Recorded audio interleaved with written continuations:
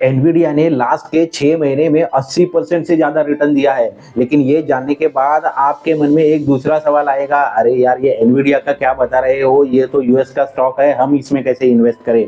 लेकिन अगर आप म्यूचुअल फंड इन्वेस्टर हो तो आपके लिए यहाँ पे ऑप्शन मौजूद है।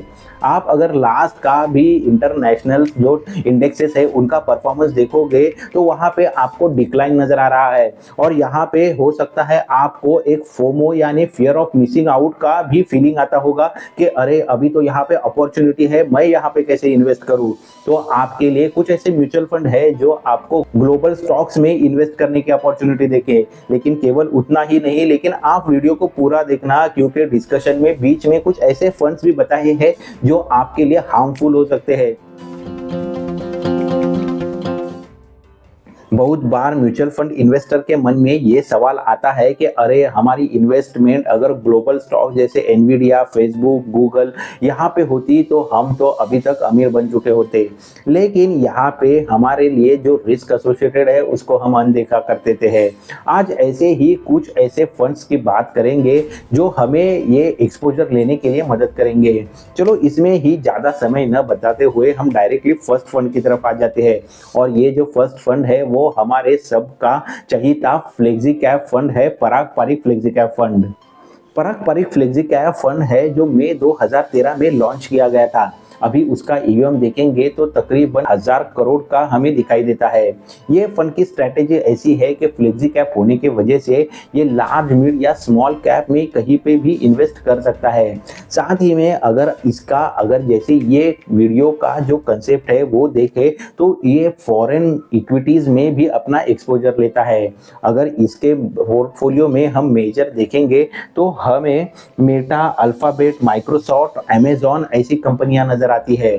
और इसी वजह से ग्लोबल एक्सपोजर होने की वजह से ये हमारे लिए ज्यादा रिटर्न बना के देने की काबिलियत भी रखता है। और यही रीजन है कि हमें अगर इंडिया के आउटसाइड अपना इन्वेस्टमेंट करना है तो वो एक अच्छी अपॉर्चुनिटी प्रदान करता है। ये फंड का अगर आप रिस्क रेशोज देखोगे तो स्टैंडर्ड डिविएशन 8.9% का है, बीटा 0.59 है, शार्प रेशो 1.5 है, शॉर्टिंग रेशो 2.2 है, तो डाउन साइड कैप्चर 33 है। ये रेशोज हमें क्या बताते हैं कि जब भी मार्केट का परफॉर्मेंस निगेटिव रहता है तभी भी फंड हमारे लिए एक अच्छा खासा डाउनसाइड प्रोटेक्शन देता है। मतलब आपको फॉरेन स्टॉक्स में एक्सपोजर भी है और यहाँ पे आपके पास डाउन प्रोटेक्शन भी है। मतलब मार्केट गिर रहा है तभी भी आपका फंड काफी कम गिरा हुआ आपको नजर आएगा। यानी लास्ट के अगर एक साल में हम इसको निफ्टी 500 टीआरआई से कंपेयर करते हैं तो जिसने -4% का रिटर्न दिया था, वहीं पे ये फ्लेक्सी कैप फंड +6.6% का रिटर्न देता हुआ नजर आया है।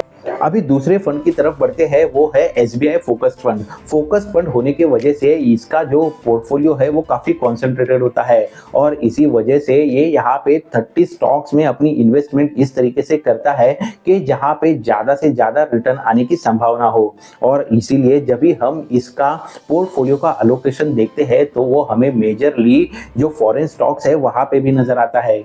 ये फंड सितंबर 2004 को लॉन्च किया गया था। इसका अभी का आप AUM देखोगे तो 3700 करोड़ का नजर आता है। और जो फॉरेन स्टॉक है वहां पे इसका अलोकेशन देखेंगे तो वो 11.44% का नजर आता है, जहां पे हमें अल्फाबेट, ईपैम सिस्टम ऐसी दिग्गज कंपनियां नजर आती है। अभी इसका अगर हम रिस्क रेशोज देखेंगे तो वो स्टैंडर्ड डेविएशन 10.54 नजर आ रहा है, beta 0.69, Sharpe ratio 0.81, Sortino ratio 1.37, तो अपसाइड कैप्चर 82 तो डाउन साइड कैप्चर 58 नजर आ रहा है। इसके वजह से ये फंड हमें डाउन साइड प्रोटेक्शन देने का काम करता है और यही इसके परफॉर्मेंस से भी नजर आता है। ये फंड का अगर लास्ट के 3 साल का परफॉर्मेंस देखेंगे तो इसने +15% से भी ज्यादा का रिटर्न बनाया हुआ नजर आता है। ये हो गए हमारे फर्स्ट 2 फंड। अभी तीसरे फंड की तरफ बढ़ते हैं और वो है डीएसपी वैल्यू फंड। अगर डीएसपी वैल्यू फंड का परफॉर्मेंस देखेंगे तो उसके लिए हमारे पास बड़ा पीरियड अवेलेबल नहीं है, क्योंकि ये फंड रिसेंटली ही दिसंबर 2020 को लॉन्च किया गया था।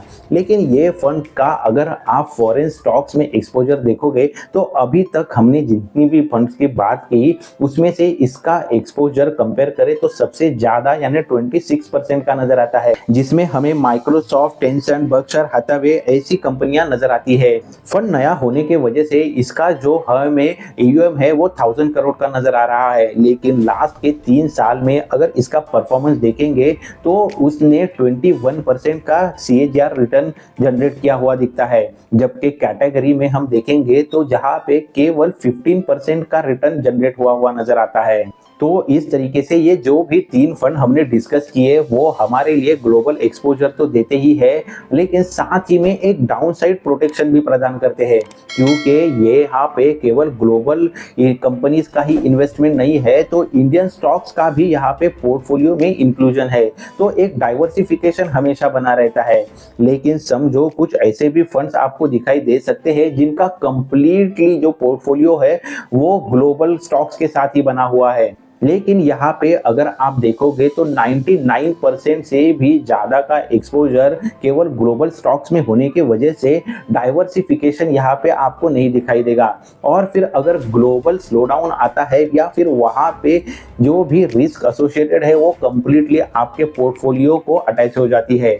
इसीलिए अगर हमें ग्लोबल स्टॉक्स में भी इन्वेस्ट करना है और फिर उसमें में इंडियन स्टॉक्स का भी इंक्लूजन चाहिए, तो फिर ये जो 3 फंड हमने डिस्कस किए उनको आप आपके इन्वेस्टमेंट के लिए जरूर सोच सकते हो। लेकिन दोस्तों ये जो भी डिस्कशन था वो कंप्लीटली एजुकेशन पर्पज से था। अगर आप खुद के इन्वेस्टमेंट के लिए सोचना चाहते हो तो फिर आपके इन्वेस्टमेंट एडवाइजर से जरूर बात कर लें।